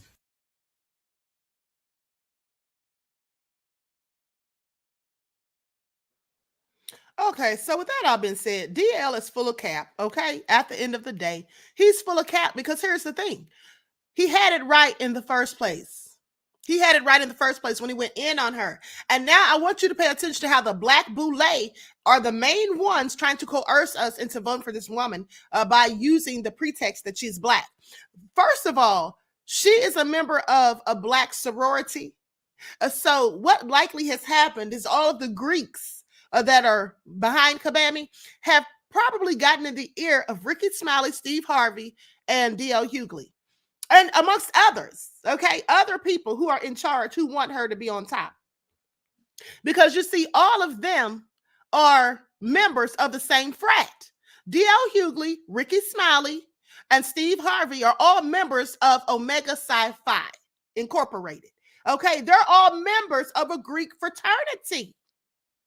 Okay, and I want you all to pay attention because a lot of these black folk that are members of these Greek fraternities and sororities are nothing but raccoons. Now, I'm not going to say all of them are raccoons, but many of them are. And you have to ask yourself, why would black people be involved in Greek fraternities and sororities? Okay, and I told you all why those things even began, because they were trying to use W.E.B. Du Bois, who in my opinion was also a raccoon. They were using him to get educated black folk to go on the side with the white elite folk rather than to be down with Marcus Garvey, okay, who was a whole revolutionary, a real revolutionary. Okay, W.E.B. Du Bois is the equivalent of Nancy Drew, fake Nancy Drew. Okay, just please pay attention. So we're not Greek, so why would you want to join a Greek fraternity or sorority? And do you know the history of them? Have you not seen the statues? You can figure it all out. So I'm just saying, but hold on, let's continue. Debate, you called it a quote, false accusation that Joe Biden is a racist. What's your response? I want to bring the conversation back to the broken criminal justice system that is disproportionately negatively impacting black and brown people all across this country today. Senator Harris says she's proud of her record as a prosecutor and that she'll be a prosecutor president, but I'm deeply concerned about this record. There are too many examples to cite, but she put over 1,500 people in jail for marijuana violations and then laughed about it when she was asked if she ever smoked marijuana. She blocked evidence. She blocked evidence that would have freed an innocent man from death row until the courts forced her to do so. She kept people in prison beyond their sentences to use them as cheap labor for the state of California. And she fought to keep cash bail system in place that impacts poor people in the worst kind of way. Thank you, Congresswoman. Senator Harris, your response. As the elected Attorney General of California, I did the work of significantly reforming the criminal justice system of a state of 40 million people, which became a national model for the work that needs to be done. And I am proud of that work. And I am proud of making a decision to not just give fancy speeches or be in a legislative body and give speeches on the floor, but actually doing the work of being in the position to use the power that I had to reform a system that is badly in need of reform. That is why we created initiatives that were about reentering former offenders and getting them counseling. It is why, and because I know that criminal justice system is so broken, that I am an advocate for what we need to do to not only decriminalize but legalize marijuana in the United States. I want to bring Congresswoman Gabbard back in. Your response, The bottom line is, Senator Harris, when you are in a position to make a difference and an impact in these people's lives, you did not. And worse yet, in the case of those who were on death row, innocent people, you actually blocked evidence from being revealed that would have freed them until you were forced to do so. There is no excuse for that. And the people who suffered under your reign as prosecutor, you owe them an apology. Senator Harris. My entire career, I have been personally opposed to the death penalty, and that has never changed. And I dare anybody who is in a position to make that decision, to face the people I have faced, to say, I will not seek the death penalty. That is my background. That is my work. I am proud of it. I think you can judge people by when they are under fire, and it's not about some fancy opinion on a stage, but when they're in the position to actually make a decision, what do they do? When I was in the position of having to decide whether or not to seek a death penalty on cases I prosecuted, I made a very difficult decision that was not popular to not seek the death penalty. History shows that, and I am proud of those decisions. As the elected Attorney General of California, I did the work of significantly reforming the criminal justice system of a state of 40 million people, which became a national model for the work that needs to be done. And I am proud of that work. And I am proud of making a decision to not just give fancy speeches or be in a legislative body and give speeches on the floor, but actually doing the work of being in the position to use the power that I had to reform a system that is badly in need of reform. That is why we created initiatives that were about reentering former offenders and getting them counseling. It is why, and because I know that criminal justice system is so broken, that I am an advocate for what we need to do to not only decriminalize but legalize marijuana in the United States. I want to back in. Your response. The bottom line is, Senator Harris, when you are in a position to make a difference and an impact in these people's lives, you did not. And worse yet, in the case of those who were on death row. Okay, so with that all been said, I'm sorry, but I accidentally put that in there twice. But I want you all to pay attention to something. First of all, Kamala is against them criminalizing marijuana. But guess what? Just a week after she announced her presidential bid in January of 2019, Harris told the host of the radio show program, The Breakfast Club, that she was in favor of legalizing marijuana and had in fact smoked a joint while in college. Now, she said that she was in favor of legalizing it after she announced her bid for president. You see, so she was trying to right the wrong, or make it seem as if she's trying to right the wrong so that she could get Black people's votes. Okay, because the bottom line is whether or not she sent thousands of black people or people in general to prison for marijuana, whether or not she did that, you know what she did do? She allowed people to go to death row, which she says she's against the death penalty. But she allowed people to sit on death row knowing that she had evidence to prove their innocence. She allowed Jamal Truelove to sit in prison knowing that there was evidence to prove that he was framed. So I'm sorry. What do you think of that? What do you think of that? Because hold on. Let me just pull up this receipt.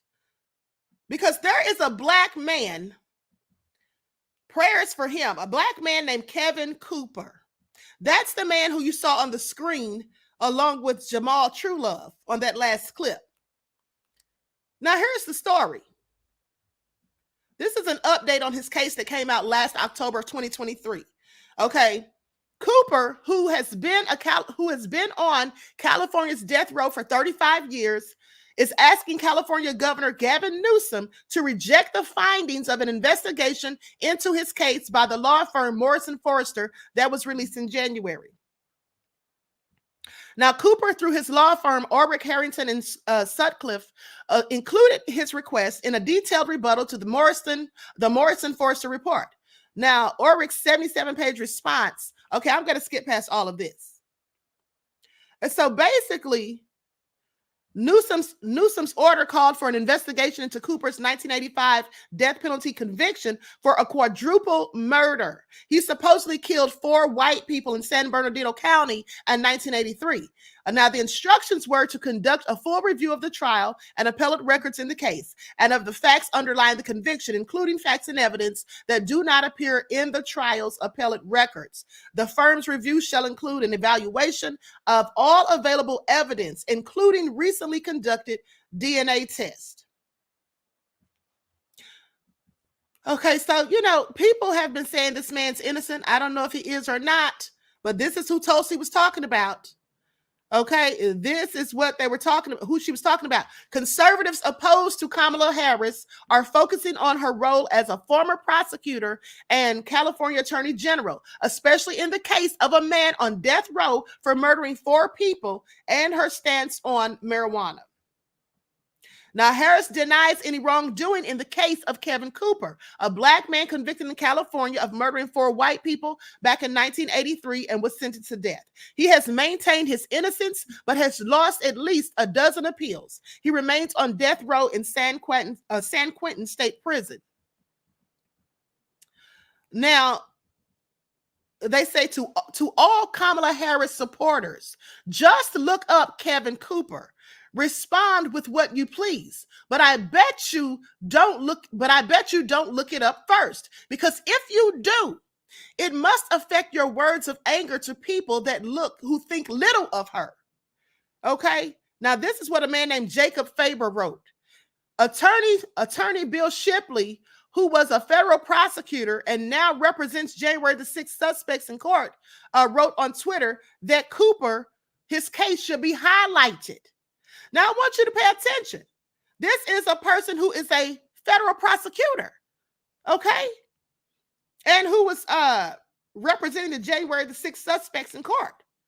It said that they need to highlight this man's case. He says, I think a law explainer is in order about Harris's efforts as AG to prevent an appeals court from considering DNA evidence that would have exonerated this man from death row. Like, they had DNA evidence. Harris didn't want to use it. That could easily have proved whether he was guilty or innocent. How many people, didn't I just tell you all last week that from 1979 till 2000, or from 1978 to 2009, I believe, it was 208 people exonerated from death row due to DNA testing. And I also told you that if that many people have been exonerated, think about how many people who weren't exonerated, who didn't get to have their DNA tested, and who in fact died, and they were innocent. This is what you have to think about when you think about Kamala. You know, whether or not she sent people to prison or jail for weed is of little significance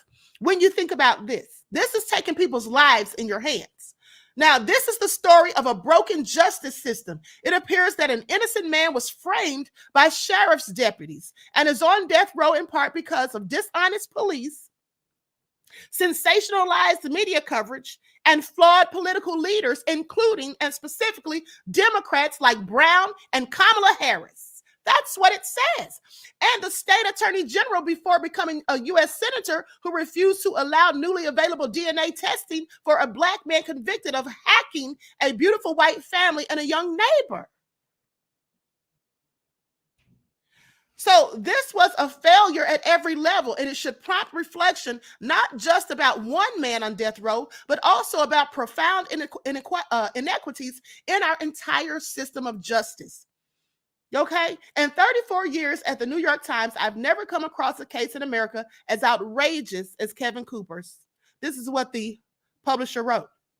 Cooper's case also received renewed attention in 2018 with Democratic California Senator Dianne Feinstein and the then Senator Kamala Harris calling for DNA testing, a reversal of Harris's position when she was the California Attorney General. Now, Cooper had been imprisoned in Chino, California in 1983 and was serving a sentence for burglary, but escaped 2 days before the murders took place.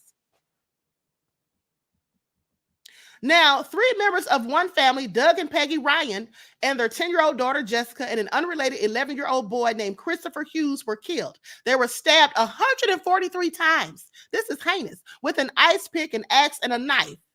And the bodies were discovered by Hughes' father. Likes up, everyone, please like and share.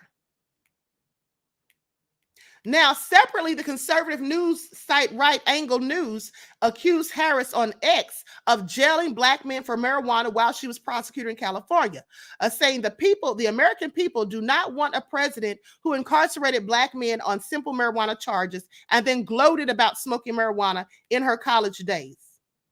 Like other conservatives, Faber also rounded on Harris's alleged role in jailing black people for marijuana, just like when she let people be sentenced to prison, knowing full well that the marijuana tests were giving false positives, never disclosing that fact to defense attorneys. That's not the BLM supporter we have seen. Okay, so here's the thing. I'm just going to say it like this. Now, I don't know if this man's guilty or not, but what I do know is that initially Kamala did not want to have the DNA tested. Okay, she didn't want to have it tested. And then also, and the man's still in prison, by the way. Now, but also, she didn't announce anything about legalizing marijuana until after the fact, when she knew that she was running for president. Okay, and so with that all being said, I have questions as to her motives. Did she do that just because she was running for president and she wanted to win favor of black people because she knew that it would come up? Because whether she sent thousands of black men or black people, period, to prison or jail for marijuana, like I said, that's over and done with. They'll get out. Most of them likely didn't have serious sentences from what I read. But at the end of the day, somebody's sitting on death row and there was DNA evidence that could have been tested. And there were people, and remember the 600 men that I told you went to prison for those falsified drug test results. And she didn't want to do anything about it. She had to be forced. So I have questions about that. I have a whole lot of questions about that. But also another thing that has come out, and I just found this out yesterday. Now, it has been alleged that Kamala has put restrictions on Tulsi Gabbard so that they watch her when she's taking flights. She's put her on some type of list, so to speak. Now, why would she do that? Because that is her political rival, or somebody that she has a beef with because of the things Tulsi brought up in the last debate. I have questions. Andrea said, Queen, please read what I posted. Byron B said with her cackling ace, okay? Hold on, beloved. Where did you post it? In the chats?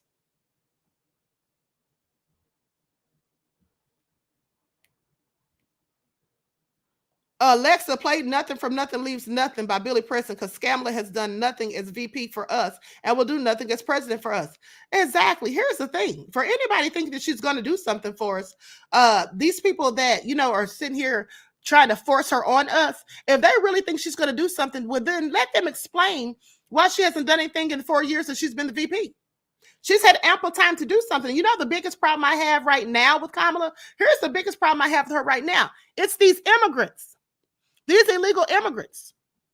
Now, a violent gang, Venezuelan gang, named Tren de Agua, they've been running rife across the Big Apple, okay, expanding its reach across the U.S., and it's being tied to a brutal Colorado jewelry store heist in which 2 female staffers were pistol whipped and threatened with death.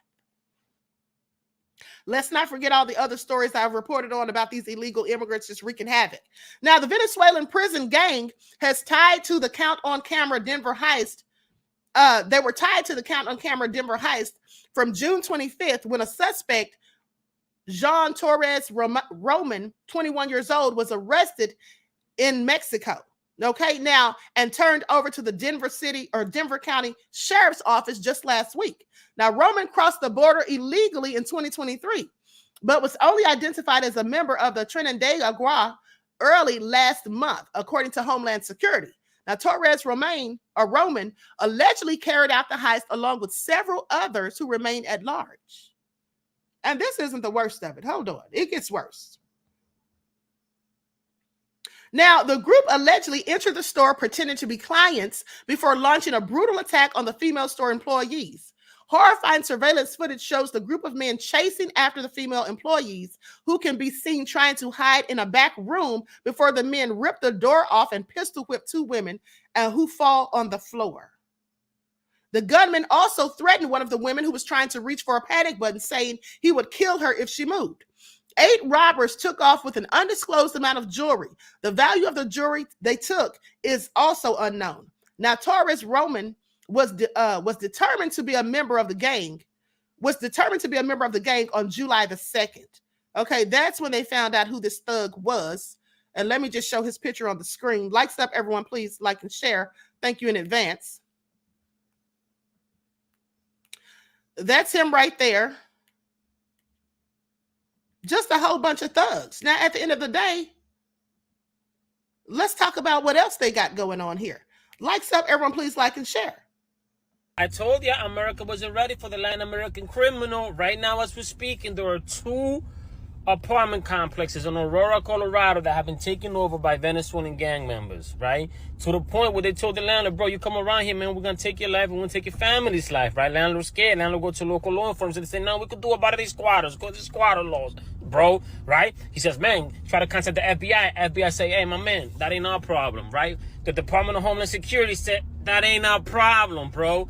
The landlord is just like, yo, what the hell is going on? What do I do? Bro, these dudes are collecting rent on behalf of the landlord in the building. And every single time somebody moves out of one of the apartments, they're bringing in more Venezuelan migrants into it. Talking about they're patrolling the building with guns. Like, what? In America?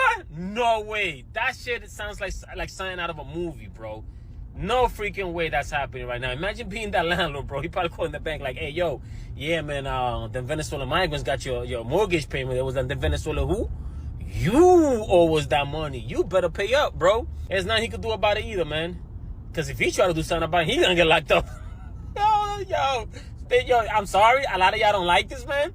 But if you're still convinced that the USA don't need a motherfucker like Trump, you gotta be fucking crazy, man. Trump is the only one that's gonna be aggressive enough, man. So come up with him and be like, all right, everybody get the fuck out, man. Kicking doors down and shit. Sending everybody over there, man. Deporting everybody. At this point, man, it's needed. Whether you like Trump or not, whether you are a Democrat, it don't matter what you are, man.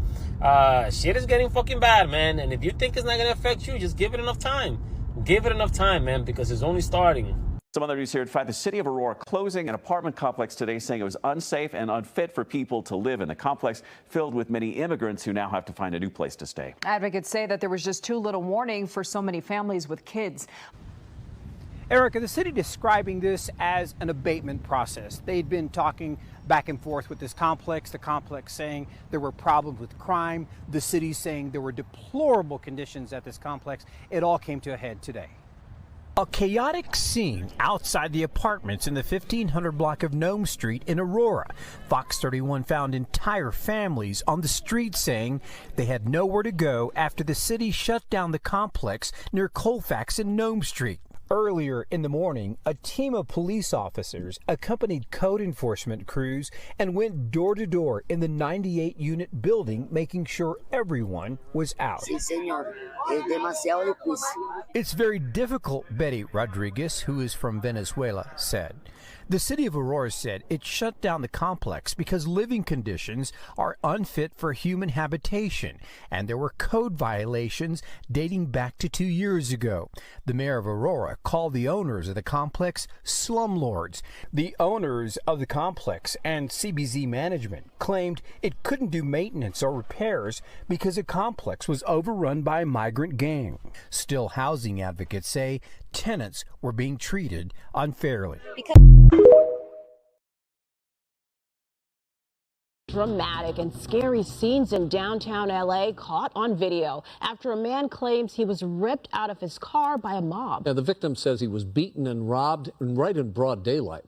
Take a look. The attack left the victim with a broken leg, his car vandalized. KTLA's Carlos Acedo joins us in studio now with details on the brutal attack and also reaction from the victim. Carlos. Rick Kareem, good evening. A mob attack on the streets of LA. Part of the brutal beatdown caught on camera. The victim on the receiving end could be heard asking for help. The person recording in disbelief about what he was witnessing. This is what LA has come to, dog. I'm not even playing, dog. I literally just parked, bro, right over there. Man, these kids are wildin', bro. They're not even older than 20, dog. Complete mayhem on a downtown LA street as a group of teens target this vehicle and the driver. Come on, man. Yo, man, hey, I'm sorry. I don't know these people. I just parked right there, bro. Are you okay, sir? The driver, Shiloh Beck Bazarbai Ulu, can be heard telling the man recording to call police. He was left limping after being brutally attacked. His car ransacked and left badly damaged. They were destroying my car, and oh my God, it was like a nightmare. Shiloh Beck says he feared for his life, confused about what was unfolding. The attack happened the evening of August 2nd as he was stopped at a red light on Olympic and Hope. A group of teens on bicycles pulled up in front of his vehicle, and when the light turned green, he says he attempted to pass them up. When I was passing, so one of them threw out a bottle of water, like, into my car. As he pulled over and got out of his car, he says a group of roughly 30 teenagers surrounded him, and things turned physical. He sustained a broken leg and deep cuts and bruises throughout his body after being punched and kicked while on the ground. And suddenly someone, like, pulled me out, and she just literally, like, saved my life. And it was like a young lady, and she just took me aside, she just hugged me. Shiloh Beck says the teens made off with personal belongings he had in his car as he was planning on moving. They took backpacks and his wallet, including credit cards and cash. It's been a week and no one has been arrested. Now, Shiloh Beck started a GoFundMe page as he recovers from his injuries. The victim says he did nothing to provoke the attack, but in the video we hear the teens claim he cut them off, almost hitting them. The LAPD is investigating but have not made any arrests. Rick? All right, Carlos, thank you. Okay, so with that all being said, I want you all to pay attention because first and foremost, those teenagers were Venezuelan illegal immigrants, okay? I want you all to pay attention. Those were Venezuelan illegal immigrants. Now, do you see how they were behaving? You see how they ripped that man out of his own car and stole all of his things and stomped all on his vehicle and acted a whole fool? You see that, right? At the end of the day, that could be you. And then they showed them being taken out of those apartments. But at the end of the day, why are the apartments in such bad condition? Maybe they need maintenance. But at the same time, are they not full of gangs, holding people at gunpoint and all of that, terrorizing the Black community who lives in some of these areas? Yes, that has been reported. But let's go to this video of other Black people in Chicago complaining about the migrant situation. Like stuff, everyone please like and share. Thank you in advance. These South and West Side homeowners are angry. They believe the city has overextended itself and should be putting the tens of millions of dollars earmarked for migrants into Chicago's most vulnerable neighborhoods. But the South Side has been under-resourced underfunded for years, for decades. We have schools that need to be reopened. We have buildings that are abandoned that need to be business operated. The group says the city has abandoned its Invest Southwest initiative, a Lightfoot-era program that was dedicated to reversing decades of disinvestment on Chicago's South and West sides, promising to align more than $2.2 billion through public and private funding. We are taxpayers, we're property owners. Our money should go towards fixing our communities. The city has received more than 15,000 migrants since August 2022. We have no more room. Y'all are embarrassing Chicago as a whole. According to analysis by the ABC7 data team, there are more than 20 active migrant shelters across the city, 7 located on the south and west sides. Whether it's one shelter or whether it's 10 shelters, we're saying the facilities that are there for us, the money needs to be put into those facilities for us. In a statement from the mayor's office about the group's concerns and the status of Invest Southwest, a spokesperson says in part, quote, "We are committed to continued investment for all residents, but especially communities on the south and west sides that have long experienced disinvestment. We are the city of Chicago, and our shoulders are big enough to support both new arrivals and those who have long called this city home." Mayor Johnson, the black aldermen, the black alderwomen in this city, you will stand for the black citizens of Chicago. Now, the city says Mayor Johnson knows firsthand the impact of neglect on a vulnerable community and that he will never stop investing in people, all people, and delivering the affordable housing, fully funded schools, safer streets, and living wages that every person deserves in this city. So obviously you're hearing the mayor saying that the city it has big enough shoulders to handle both the south and west sides, all of the neighborhoods, as well as the new arrivals. Okay, so just a whole lot of BS. Let me just tell you all something. Let me just say this. Let's go back to what Steve Harvey said. Steve Harvey said, you know, and I played the clips of Steve Harvey responding to Cat Williams first and then him interacting with Monique, the conversation they had, just to remind you of the raccoon that he is. He basically said he has no integrity, that when it comes to money, he doesn't care. He doesn't care about integrity. That's not what's at the forefront of his mind. In fact, it's probably not in his mind because he seems to only care about money. But the thing is, Steve Harvey basically, and people like him, D.L. Hughley and Ricky Smiley, they don't want us to ask Kamala for a damn thing. They don't want us to ask her for shites. They want us to just give her our votes for free. Don't ask for anything because, as he said, you heard him, you can't be up here saying you're going to do something only for black people and get in the White House. You know that's not how you play the game. So we're playing games now. So that's what we're going to use as an excuse for her not to do anything for us. At the end of the day, if she can't say she's going to do anything specifically for us, why is it that she can do things specifically for other groups? Why is it that she's already done things specifically for other groups? So I have a problem with that.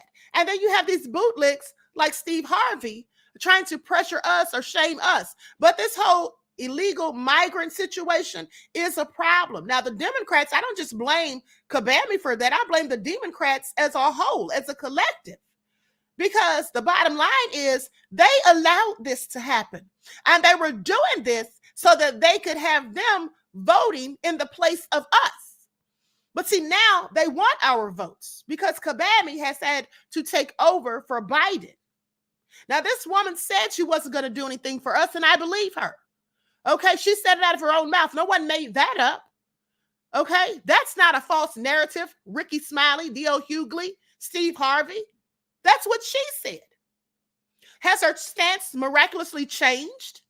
Another thing is, as I told you, she didn't say anything about legalizing marijuana until 2 weeks after she announced that she was running for president. And that's also when she changed her mind about the DNA testing for the man on death row, Kevin Cooper. She didn't want the DNA tested before. Okay, you know how many appeals he's lost since then? You know how much longer he's been sitting in prison since then? Now, if this man's innocent, I'm not saying he is because I don't know, but at the end of the day, wouldn't it have been good if they could have just tested his DNA to find out? So she only does things when it's going to benefit her. That's what I'm trying to tell you. She only started talking about these things because she wanted it to benefit her, because she wanted Black people to vote for her. At the end of the day, can we believe anything that she says? I don't think so. This is the same woman who said that she was a victim of the busing when Joe Biden, the segregationist that she called him, not me, that's what she called him. She called him a segregationist, which is really a racist, and then comes back and says, after he puts her on the ticket as his running mate, we did it, Joe. Isn't that fake and fraud? So now all of a sudden he's not a segregationist, or is he still a segregationist and you just don't care as long as you get to where you want to go? Where's the integrity? Okay, where's the integrity? I want you all to pay attention. So Luna says marijuana is already legal. Is she that dumb? Well, here's the thing. At the end of the day, it's not legal in all states. It's not illegal in all states. But the thing is, Kamala is just full of crap, okay? She's full of crap at the end of the day. She's not going to do anything for us, like she said, all right? She's got all these illegal, her and Biden, their whole administration has all of these illegal people over here running amok, okay? They can't keep them in check. They're giving them resources that should be going to the citizens. Why are Black people over there in the south side of Chicago complaining, okay, about things that they need to be done for them, but they're giving all this stuff to migrants? Now, they said they had 20 shelters for migrants. Well, my question is, how many shelters do they have for the homeless Americans on the streets? Some of them disabled veterans who fought for this country. How can we continue to house illegal people and give them benefits and food stamps, money, shelter, and all of that when you have people living on the street? And let's not forget how they've criminalized being homeless. Let's talk about it. Because for those of you who follow the backup channel, I already told you this. The Supreme Court says cities can punish people for sleeping in public places. Who's sleeping in public places besides homeless? Okay? In its biggest decision on homelessness in decades, the U.S. Supreme Court today ruled that cities can ban people from sleeping and camping in public places. The justices, in a 6-3 decision along ideological lines, overturned lower court rulings that deemed it cruel and unusual under the 8th Amendment to punish people for sleeping outside if they had nowhere else to go. Now, writing for the majority, Justice Gorsuch said homelessness is complex. Its causes are many. But he said federal judges do not have any special competence to decide how cities should deal with this. So, yeah, they want to lock people up for sleeping outside, for camping under a bridge, people who don't have anywhere to go. I want you all to think about this, because what does this remind you of? If they criminalize homelessness, what does that remind you of? Doesn't that remind you of slavery when they freed the slaves? But they really didn't want them to be free. So what did they do? They made laws so they could imprison them, where they would still be slaves. Or they would still have to work for free on plantations for their former owners. They made laws like loitering. So you couldn't be out loitering. 3 or more Black people hanging out in a given area for a specific amount of time, or not even a specific amount of time, for any amount of time, could be viewed as loitering. Okay? At the end of the day, has anything really changed? Or do they just call the same thing something different now? That's what it looks like. So they're criminalizing the homeless, but not the people who come here illegally, breaking federal laws. They're rewarding them for bad behavior, but punishing our own citizens who have issues. Some of these people have mental health issues. They don't have family who loves or cares enough about them to deal with them. Okay, Regina said Jim Crow laws. Exactly. Nanny said sharecropping. Yes. Okay, so this is just all so crazy. And at the end of the day, now listen, the young man who was in the video that said this is why we need somebody like Trump. Now, I'm not going to say we need Trump because, like I told you, I'm not voting for Trump or Kabami. But at the end of the day, let's call a spade a spade. Just as well as I've called out Trump on his BS, I will not stop calling out Kabami on hers, because she doesn't care any more about Black people than Trump does. She really doesn't. At the end of the day, Nessie X says nothing has changed. Exactly. So you can give illegal people who come here with a sad story, some of them are murderers. Some of them are robbers and thieves, like we saw in the footage. Okay? Some of them are rapists, like Trump said years ago. It's true. All of them are not model citizens. Let's make no mistake. So that all being said, why are they being given all of these benefits and just allowed to come here and run amok? Okay?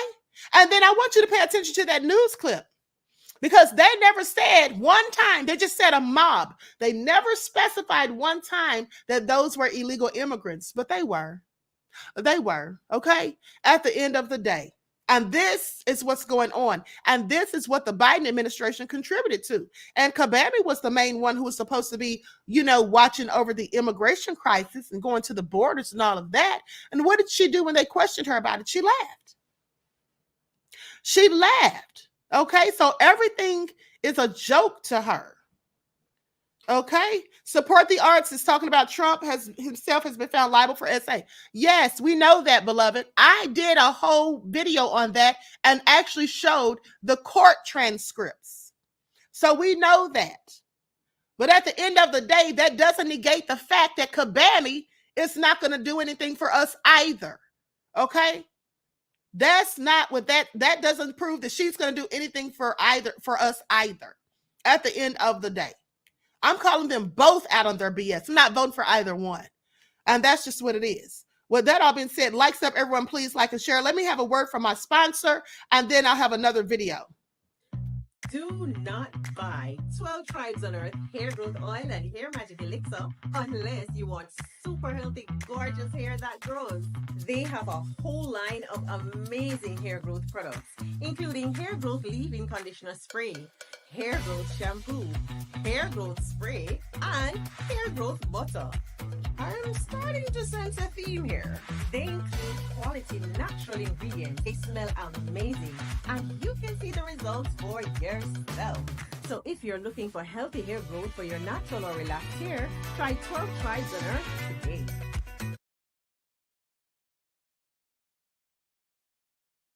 All right, so you can order your 12 Tribes from Etsy.com, at Lisa Crafts, and also Walmart.com. All right, now let's get into this next video.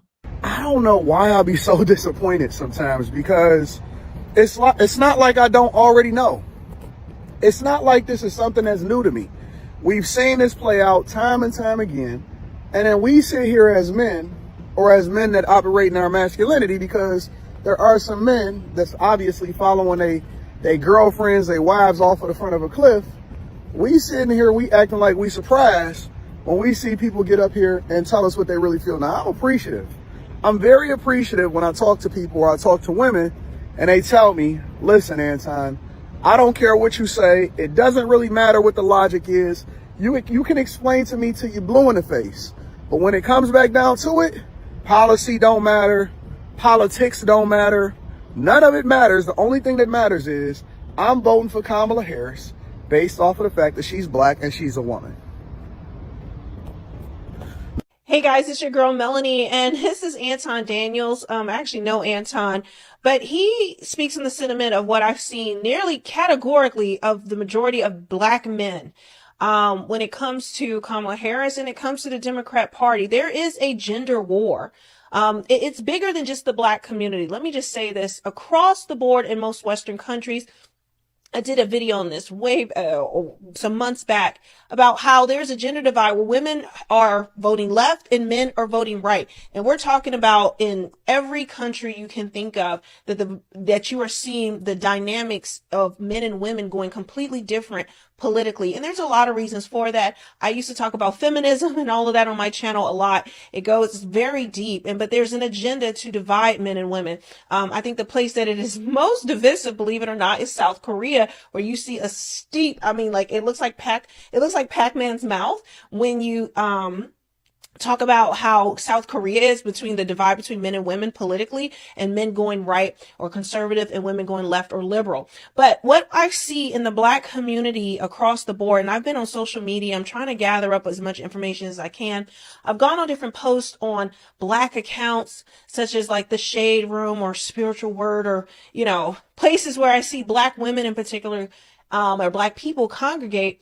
And Kamala Harris is getting cooked for the most part.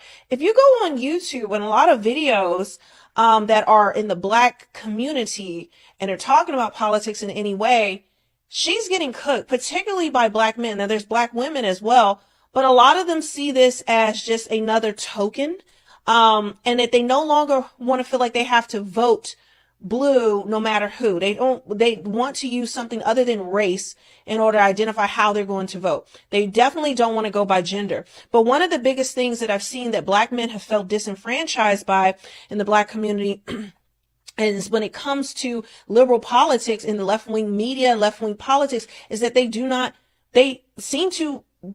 like men. They want to elevate women above men. This is a huge sentiment. You see this so much so in the dating market. That's where I cut my teeth in, and you will see in the dating market, there's a huge divide between men and women in the gender war, and it's all driven by the left.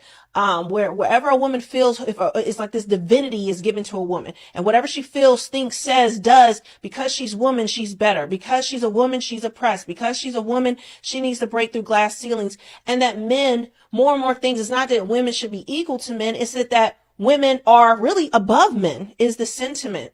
Now, if you're not entrenched in these conversations or any of this, you probably have no idea what I'm talking about, or this is not something you relate to. But I promise you, this is what is going on. So the thing is, now with Kamala Harris coming out, I'm seeing. Okay, so with that all being said, she said a mouthful. The bottom line is, these people trying to bully us into voting for Kabami, it's not working, okay? In fact, it's going to work against her, because it's going to make a lot of people not want to fool with her because they feel like they're being pressured, okay? People tend to rebel against things that are forced on them, all right? So all of this hostility and all of this trying to shame and guilt trip, all of that's not going to work for those of us who are awakened. I want to know what is going to be done, and the nerve of Steve Harvey to act as though we can't even ask her to do anything for us. And then I want you to pay attention, because he said also in that clip, he said, before you start calling his show, telling him that he didn't ask any tough questions, this ain't what that is. That's what he said. And see, didn't I tell you all this? Haven't I been telling you all this? That when you have people like Steve Harvey and Ricky Smiley and Charlamagne the Devil on the Breakfast Club questioning Kamala Harris and having her on for interviews, they never ask her the tough questions. They never ask her, what are you going to do for Black people? Do you, in fact, have a Black agenda? They never ask her about policy and issues. They ask her about music and things like that. So Steve Harvey, you know, he's doing the same old same. And that's not giving us the answers that we seek.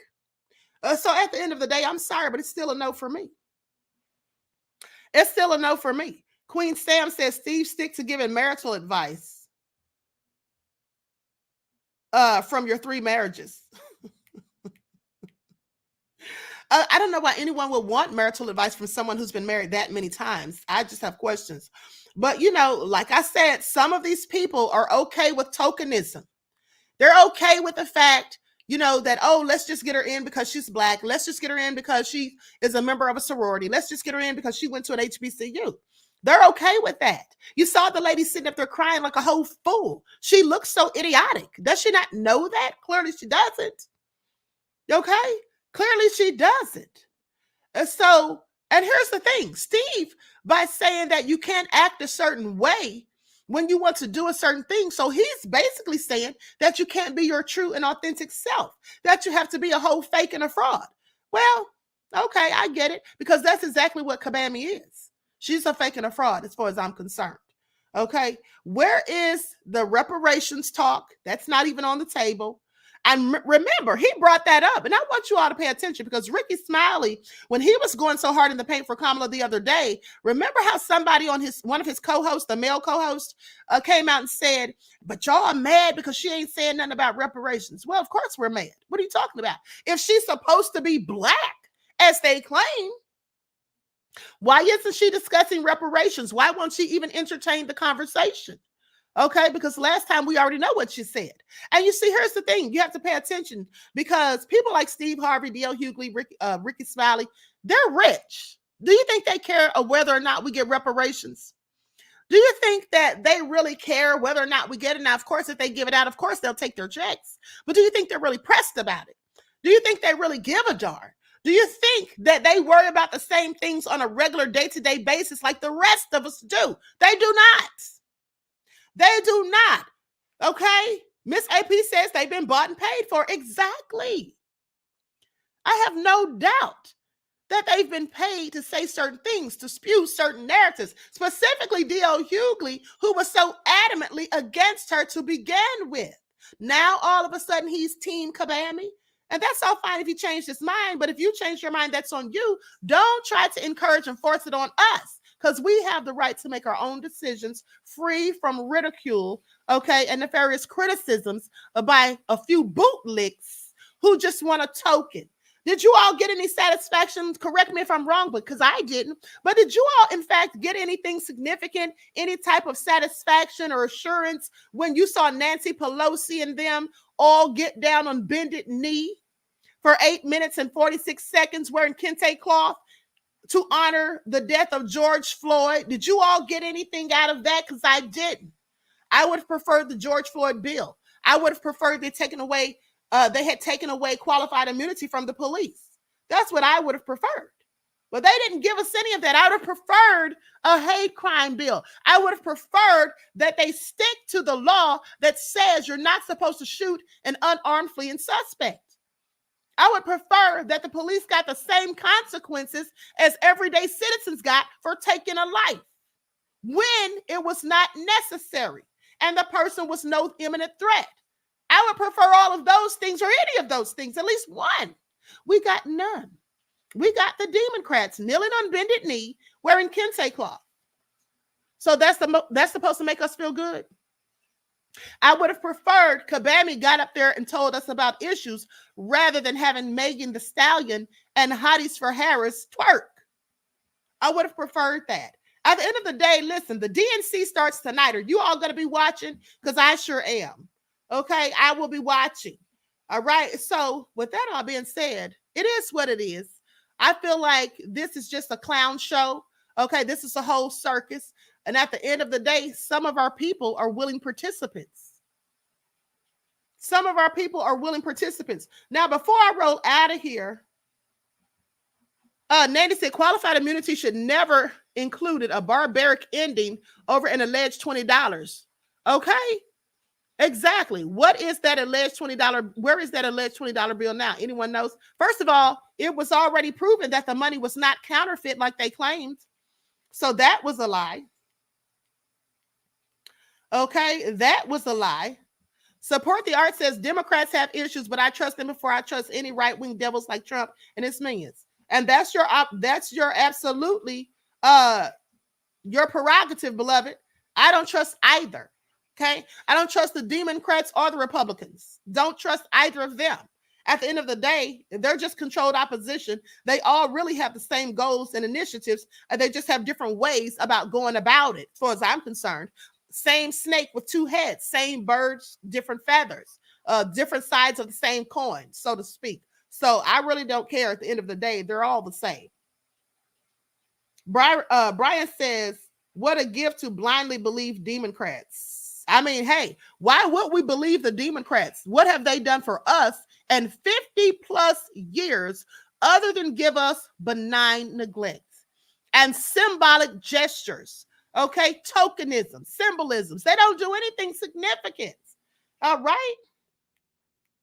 They do nothing significant. Nessie said, I don't trust any of them, and neither do I.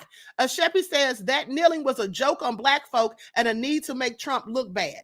Okay, at the end of the day. So anyway, with that all being said, I'm up out of here. I want you all to like and share. Subscribe to the channel if you haven't done so already. Be sure to click that notification bell. Click the word all so you're notified each time the Queen Goddess goes live. Oh, hold on. I have one more video I want you all to see. I need to know you all's thoughts on this. Okay?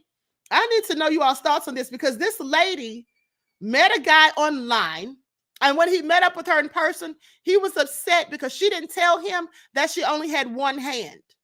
Now, I want to know what you all think about this. Do you all think he was catfished or not? Man, I can't believe this nigga. Oh my God, man. All because I got one hand. He don't want to go. Why is He you want to. recording?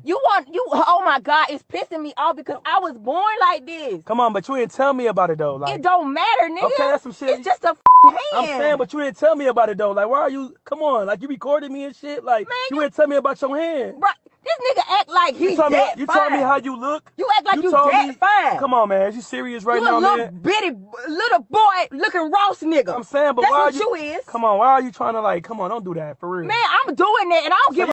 I don't want to take you out because you didn't tell me about your hand. You should have told me about some shit like It's that. just a hand, boy. Wow, dude, come on, don't do that, man. I was born like this. Come on, don't do that. It's like I'm tired of niggas, bro. And is this how God made me? This gonna be my life. But what I'm you saying ain't even is, give bro, me a chance to get to know me. It's more than me. You told me just about a hand. everything else but your hand, though. Because I don't gotta tell niggas about my hand, I'm saying, boy. but you should have told me about it, though. I ain't gotta tell you. If I ain't had no eye and I ain't tell you about that, you wouldn't want to know that, right? Man, it ain't even that serious. I'm saying, okay, but I'm just trying to take you home, though. But like, it's an eye. That's what shit we supposed to talk about. This is just one hand, You told man. me I about still got everything my else but other that. hand. Oh my God. Oh man, my I can't God, believe this man. shit, I got a baby that got two hands. But I You feel ain't like- even give me a chance. But I feel like you catfished me, though. I didn't catfish Yes, you. you did. You cap. You cap. saying, but you Because on your pictures you look totally different. Okay, but now you trying to be like, now you trying to talk about me. Yeah, because you be using a filter. You wasn't saying none of that shit, though.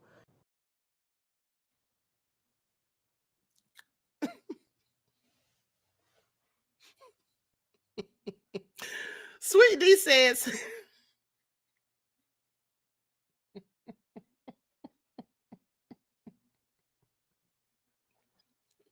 you all are ridiculous. Luna says, flip him off with that good hand. Miss Evie says, Alexa, play I Want to Hold Your Hands. Y'all are wrong. Listen, here's the thing. AJ says, I'm speechless. Here's the thing. At the end of the day, hold on. Michael M says, I can understand her point of view, and I can also understand his point of view. I would prefer that she tell me, though. Listen, let me tell y'all something. You are going straight to hell, Swift. Swift said, buy her a hook. You know you are going to hell, okay? Let me tell y'all something. Queen Sam said that one hand is probably stronger than a mug. Boy, you probably missed a good old hand. I'm not even going to read that. Y'all are nefarious. Here's the thing. Cherokee Descendant Dale said, I would date her if it was me, okay? Here's the thing, though. At the end of the day, that's something she can't help. She was born that way. And I really don't think we should discriminate against disabled people. But at the end of the other day, maybe she should have told him so it wouldn't come as a surprise. Because that's kind of something that you would be surprised if somebody shows up ringing the doorbell or you pull up to their house to pick them up and they get in the car and you see that. It could be shocking, okay? It could be, that you look crazy at it or something, or you just can't stop staring. So maybe she should have just told him in the beginning, but he needs to sit down somewhere because I guess that was his deal breaker. Miss AP said, I will not participate in the nefariousness, Queen. Oh, hell no, said, nope, I need all appendages intact. Okay, homie. Y'all, AJ said, get her some gloves. Listen, I'm not even going to entertain these ridiculous comments y'all are putting. Okay, so with that all being said, listen. She was upset, but I wouldn't have been so upset. I feel like she should have just told him to take her home because you can't force yourself on him. Okay. You can't make him accept you for who you are. At the end of the day, I'm sure she has other beautiful things about herself. Also, the fact is, he's not all of that. He's not all of that. So, I'm sorry, but sometimes beggars can't be choosers. That's all I'm saying. Juju said a whole mess. Miss Evie said she should have handpicked a better date.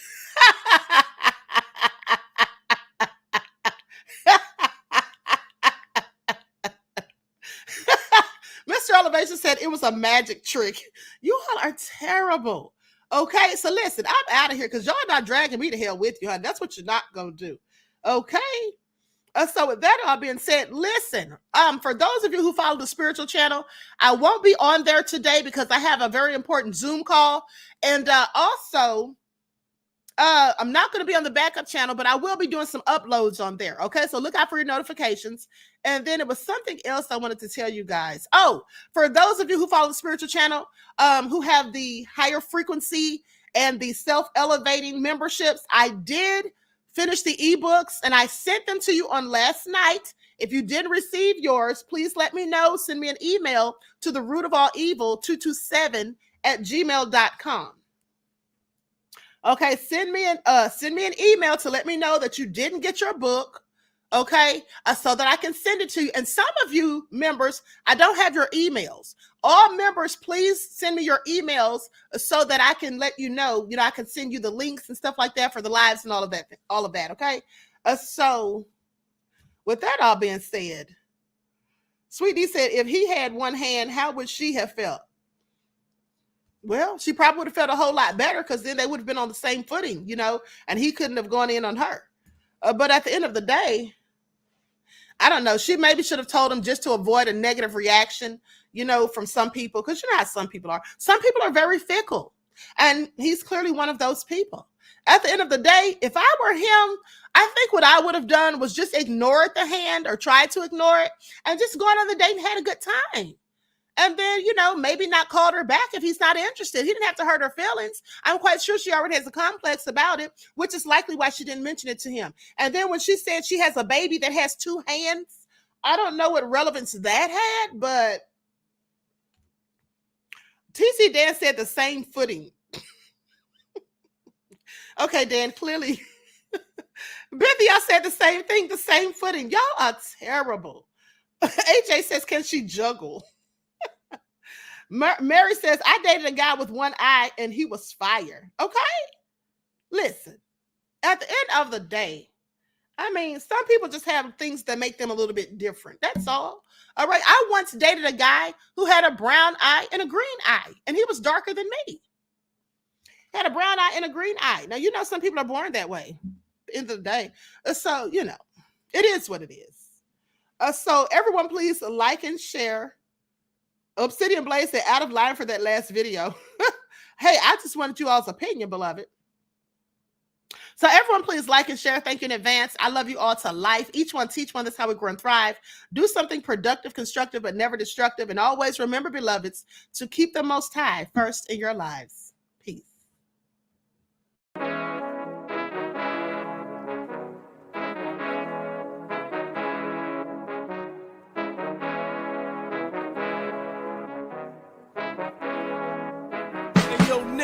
With that soul all in my skin, God all in my blood, kings all in my circle. You touch one of mine and you're done. They show no love for the queen. Why you hating on me? Is it cause I'm free and I got Malcolm X in my jeans? I got dreams like King Luther, shed blood like Kunsa. You ain't helping my people, I ain't got nothing to say to ya. I want all the smoke like hookah.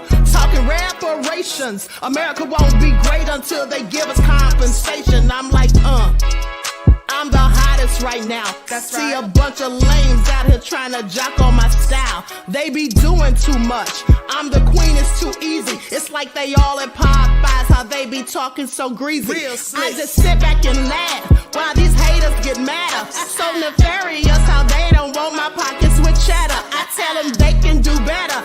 These snakes in the grass can leave a bite on your ass, cause y'all be trusting too fast. I got my foot on the gas, other one on they necks. Dropping receipts on haters, you better show some respect. I'm never facing regrets, we only facing the threats. Running through every challenge like a relay, break no sweat.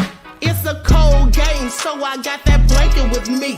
Now that my people awaken, ain't no going to sleep. I do not play by my piece, this time I'm playing for keeps. You talking slick, but when I see you like them ends, we gon' meet. And I got gold all in my skin, God all in my blood, kings all in my circle. You touch one of mine and you done. They show no love for the queen, why they hating on me? Is it cause I'm free and I got Malcolm X in my jeans and I got gold all in my skin, God all in my blood, kings all in my circle. You touch one of mine and you done. They show no love for the queen, why they hating on me? Is it cause I'm free and I got Malcolm X in my jeans and I got